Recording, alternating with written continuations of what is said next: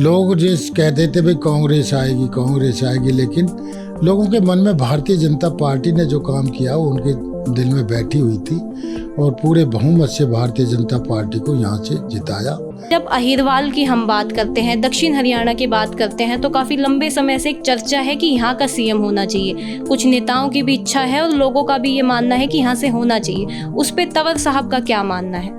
वैसे आप अपनी मंत्रिमंडल में क्या दावेदारी की कितनी संभावना देख रहे हैं, कितनी मजबूत दावेदारी देख रहे हैं? मंत्रिमंडल की जहाँ तक बात है, देखो हमारे पार्टी का निर्णय होता है। जो कई बार पार्टी के भीतर ही भीतरघात का सामना करना पड़ता है, रूठ जाते हैं टिकट ना मिलने पर। इस बार के चुनाव में आपको भीतरघात का सामना करना पड़ा अपनी ही पार्टी में? हाँ, कुछ ऐसा भी हुआ। अगर हम चुनाव को देखते हैं तो इस बार भाजपा ने मुस्लिम समुदाय को साधने की कोशिश भी करी, लेकिन फिर भी अगर बूथों पे जाकर हम देखते हैं तो मुस्लिम का वोट आपकी तरफ नहीं आ पा रहा है। पहले भी ऐसी कोशिशें की गई, इस बार के चुनाव में भी रहा कि भाजपा थोड़े बहुत वोट साध सके, लेकिन नहीं हो पा रहा ऐसा। इसकी क्या वजह है? नहीं, राजनेताओं का तो पूरा आशीर्वाद हमारे साथ रहा है, चाहे वो राव साहब हो, उन्होंने भी हमारी 2-3 जनसभाएं मेरे क्षेत्र में की हैं।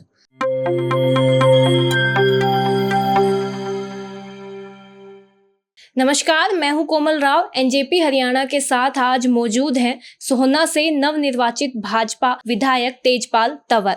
अगर हम चुनाव की शुरुआत देखते हैं और टिकट वितरण के बाद का समय देखते हैं हरियाणा विधानसभा चुनाव का, तो कई राजनीतिक पंडितों का मानना था कि इस बार भाजपा ये सीट गंवा सकती है, लेकिन दूसरी तरफ कुछ ऐसे भी लोग थे जिनका कहना था कि बहुकोणीय मुकाबले में तंवर साहब सीट निकाल जाएंगे, और ऐसा ही हुआ। वो लोग सही साबित हुए और आज हमारे साथ अभी बैठे हैं तंवर साहब। इनसे जानते हैं क्या कुछ रहा चुनाव में और अब आगे की इनकी क्या रणनीति रहने वाली है। तंवर साहब, सबसे पहले आपका स्वागत है और जीत की बधाई। बहुत बहुत धन्यवाद जी। और अब हमारा जो है 17 को हमारी शपथ हो जाएगी जी।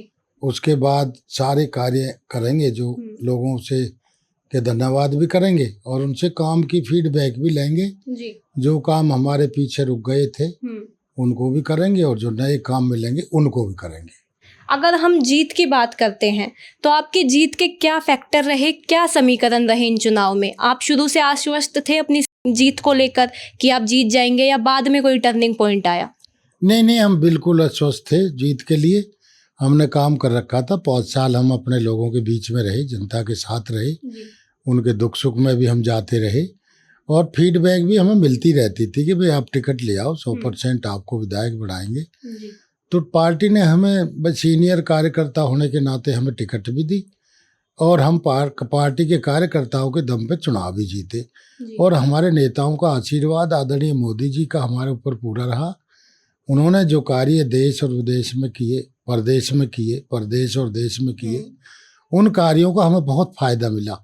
और जो अच्छे कार्य किए, बड़े बड़े काम किए जो कभी कांग्रेस ने शुरुआत भी नहीं की थी, और जो उन्होंने शुरुआत की थी, जो काम उनके रुके पड़े थे, वो भी हमने सारे 14 से 19 में पूरे किए। अगर हम भाजपा के वादों की बात करते हैं तो वो काफ़ी बड़े बड़े हैं, उन पर नहीं जाएंगे। आज आपके सोहना के जो वादे हैं उन पर बात करते हैं। किन समस्याओं का समाधान आपके दिमाग में है? अगर हम देखते हैं तो काफ़ी विधायक हैं नवनिर्वाचित जो एक्टिव मोड में नजर आ रहे हैं, तो आप भी क्या एक्टिव मोड में आ गए हैं? अभी समस्याओं का समाधान शुरू हो गया यहाँ पे? बिल्कुल 100% एक्टिव मोड में है। और जो हमारे क्षेत्र की समस्या हैं उन पर हमने अधिकारियों से बात भी शुरू कर दी है और उनसे कहा है भाई आप जाकर के एक तो रोडों का जल्दी से जल्दी DPR तैयार करें। जो रोडों की ज़्यादा खस्ता हालत है पहले उनको बढ़ाएंगे, उसके बाद जो दूसरे रोड हैं फिर उनको बढ़ाएंगे। रोडों को तो हम पूरे क्षेत्र में टनाटन करेंगे जी, कोई कसर नहीं छोड़ेंगे। विकास के नाम पे कहीं पानी की दिक्कत है, कहीं पानी की निकासी की दिक्कत है, गंदगी का बहुत बड़ा हमारे ऊपर वो लगा पड़ा है। गंदगी की सफाई का भी हम व्यवस्था करेंगे, पानी की निकासी का भी करेंगे। पीने के पानी की भी कई जगह समस्या आई है, जब चुनाव के दौरान हम लोगों के बीच में गए तो उसको हम ठीक करेंगे। बिजली में भी बीच बीच में कट लगते रहे, कहीं जो कोई थोड़ी बहुत समस्या है बिजली की भी उसको भी ठीक करेंगे।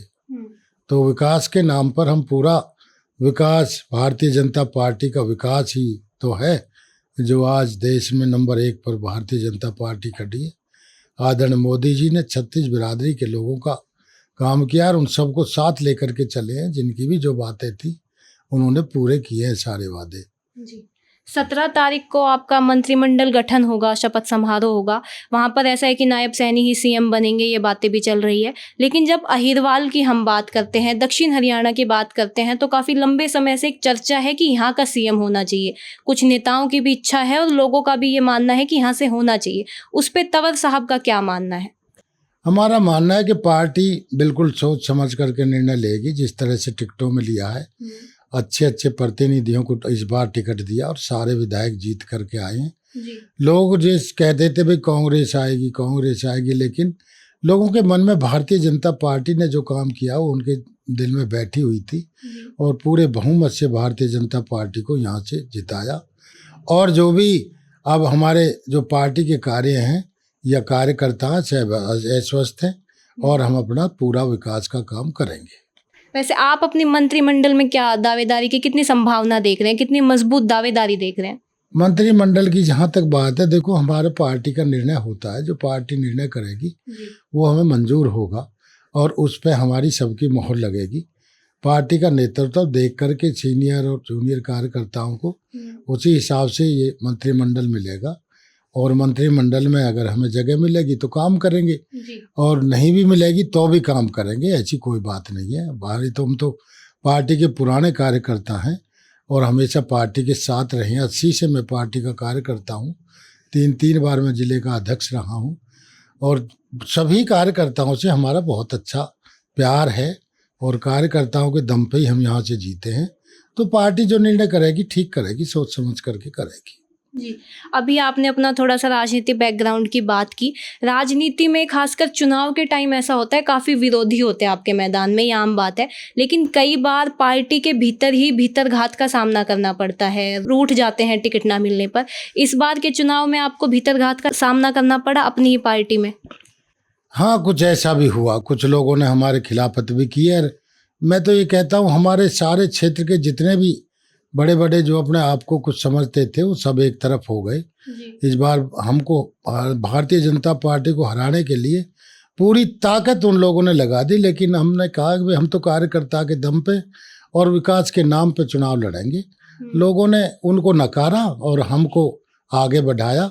मैं तो सभी लोगों का, क्षेत्र के सभी अपने कार्यकर्ताओं का भी और अपने नेताओं का भी सबका बहुत बहुत धन्यवाद, आभार करता हूँ कि उन्होंने इस ऐसी घड़ी में भी हम यहाँ से भारी बहुमत से चुनाव जीते हैं पूरे हरियाणा प्रदेश में। मैं सभी का बहुत बहुत धन्यवाद करता हूँ। अच्छा सर, आप अपनी जीत का श्रेय किसे देंगे? अगर हम किसी ऐसी राजनेता की बात करते हैं, चुनाव में ऐसा था कोई जिसने मदद की हो, जिसको जीत का श्रेय देंगे आप? जनता और आपके जो कार्यकर्ता हैं वो तो हैं ही, लेकिन कोई राजनेता रहा हो सामने? नहीं, राजनेताओं का तो पूरा आशीर्वाद हमारे साथ रहा है, चाहे वो राव साहब हो, उन्होंने भी हमारी 2-3 जनसभाएं मेरे क्षेत्र में की हैं। सभी ने मेरा अच्छा, मतलब हमारे कार्यकर्ताओं ने, सबने और नेताओं ने भी, जो भी हमने मांगा वो नेता हमें मिला। लेकिन हमारे सारे ही काम ठीक से हुए और सभी हमारा काम हुआ तो हम जीते। राव नरबीर और धर्मवीर चौधरी, इनकी भी सहायता मिली? हाँ, सभी नेताओं की सहायता मिली, तभी तो हम जीते हैं जी। सबका सहयोग हमारे साथ रहा। सब ने, कहीं कोई आया या नहीं आया, किसी ने फोन पे अपने साथियों को कहा, तो आज हम जीते हैं, सबके दम पे जीते हैं। चलिए एक बार आपके बैकग्राउंड की बात कर लेते हैं। हमारी आपसे पहली बार इस चुनाव में अभी बात हो रही है, तो आपकी राजनीति की शुरुआत कैसे हुई थी, एक बार अगर हम पीछे से देखते हैं तो? नहीं, मैंने तो जो है ना शुरुआत भारतीय जनता पार्टी से ही की है। मैं, हमारे यहाँ पे ज़्यादा कांग्रेस का बोला वाला था। भारतीय जनता पार्टी तो बहुत लोग तो नाम भी नहीं जानते थे। मैंने 1991 में जब चुनाव लड़ा तो भारतीय जनता पार्टी के लोग नाम नहीं जानते थे। 87 में भी मैंने टिकट मांगा लेकिन नहीं मिला और 1991 में मैंने चुनाव लड़ा। मेरा 4था चुनाव है और मैंने तो भारतीय जनता पार्टी का जब से दामन थाना आज तक हम भारतीय जनता पार्टी के साथ हैं और बिल्कुल पार्टी का मिल कर के जो ऊपर से पार्टी के जो भी आदेश निर्देश आते थे उनको पूरा करने की कोशिश करते थे। अगर हम चुनाव को देखते हैं तो इस बार भाजपा ने मुस्लिम समुदाय को साधने की कोशिश भी करी, लेकिन फिर भी अगर बूथों पे जाकर हम देखते हैं तो मुस्लिम का वोट आपकी तरफ नहीं आ पा रहा है। पहले भी ऐसी कोशिशें की गई, इस बार के चुनाव में भी रहा कि भाजपा थोड़े बहुत वोट साध सके, लेकिन नहीं हो पा रहा है ऐसा। इसकी क्या वजह है? वजह तो देखो अब वो समाज ही बता पाएगी, लेकिन हमने बड़ी कोशिश की है। हमने बड़ा मोटा बजट पीछे 14 से 19 में आदरणीय मनोहर लाल जी ने काफ़ी बजट नहू जिले को दिया जी। और हमारे 2-3 लोगों को भी हमने टिकट दिए और चुनाव भी लड़ाया और पूरी सहानुभूति उनके साथ रखी, सारा भाईचारा उनके साथ रखा। मैं जब 14 से 19 में मैंने तो हमारी 50 पंचायतें 52 पंचायतों के करीब हमारी मुस्लिम बाहुल्य हैं। हमने सबको बराबर फंड दिया, कहीं कोई भेदभाव नहीं किया। लेकिन कुछ समझ में नहीं आ रहा है कि आखिर हमारी समुदाय को क्या हो गया है, उनकी समझ में क्यों मतलब भारतीय जनता पार्टी से वो खपा है। हमने कभी भी भारतीय जनता पार्टी ने उनको कभी इग्नोर करने की कोशिश नहीं की, पूरा मान सम्मान दिया है जी। और जो सुविधा मिली है सबको बराबर मिल रही है, उनके साथ कोई भेदभाव थोड़ी ना किया जी।